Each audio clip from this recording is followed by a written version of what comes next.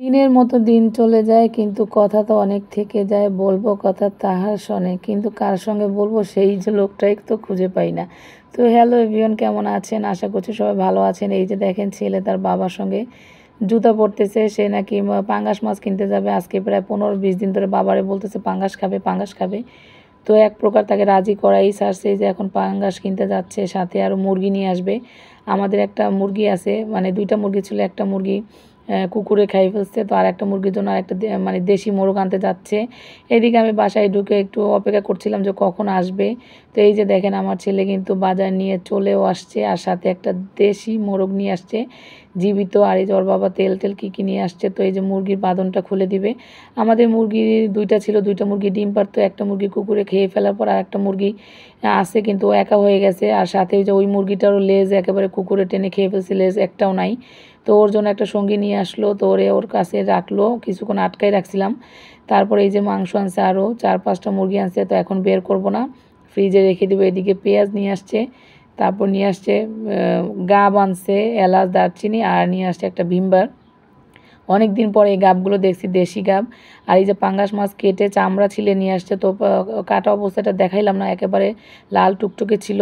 Community গাইডলাইনে বাইরে চলে যাবে, তাই ধোয়ার পরে দেখাইলাম। তো মাছটাও রেখে দিব, সকালে রান্না করব। তো এদিকে আবার কিছু মিষ্টি আধা কেজি আর একটু বিস্কিটও নিয়ে আসছে, আর এই যে গাবও নিয়ে আসছে। তো এই ছেলে মেয়ে তো গাব এইগুলো চিনে না, তো ওদেরকে চিনিয়ে দিলাম, আর কিভাবে খেতে হয় সেটাও দেখালাম। একটা সময় গ্রামে বসে এই গাব, সারাদিন গাব গাছের মাথায় থাকতাম।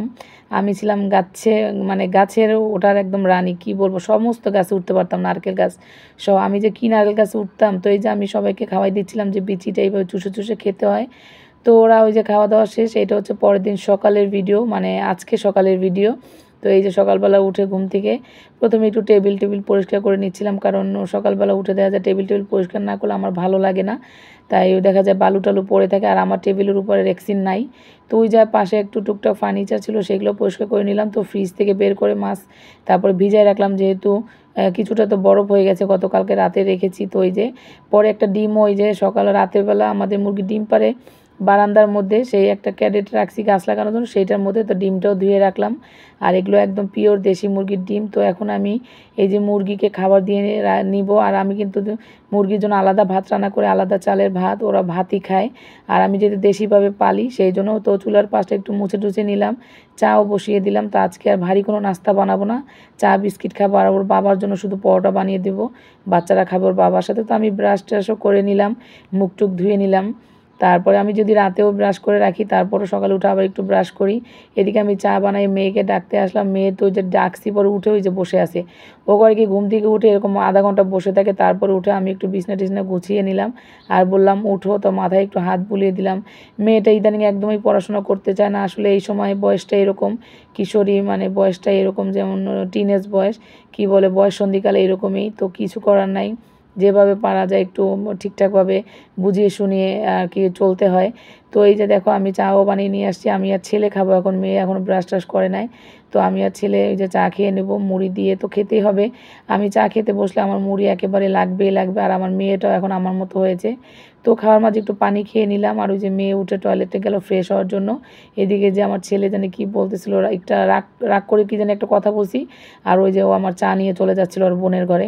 আমিও বলছিলাম যে দেখেন দেখেন, এই যে আমার ছেলে আমার উপর রাগ করে কি জানি আমাকে বক বক করে বকা দিচ্ছে, বকা দিয়ে যে বোনের বাসায়, বোনের কাছে চলে গেছে, বোনের রুমে। তো ওই যে মেয়ে এসে দেখি যে আমি বিছানা উঠেছি, সেটা আমার মেয়ের পছন্দ হয় নাই। ও আবার নিজে নিজে গুছাইছে। তো ও নাস্তা আস্তা খাইছে। এদিকে আমার স্বামীর আমি দিছি, সেও পরোটা ভাজি আর মিষ্টি দিয়ে খেয়ে নিচ্ছে। এদিকে মেয়েও কোচিংয়ে চলে যাচ্ছে। ওই যে ওর শুক্র শনিবার কোচিং থাকে, সপ্তাহে 2 দিন। একা একাই যায়, তো অনেকটা টেনশনই থাকে একা গেলে, তারপরেও অনেক কিছু শিখিয়ে দেই।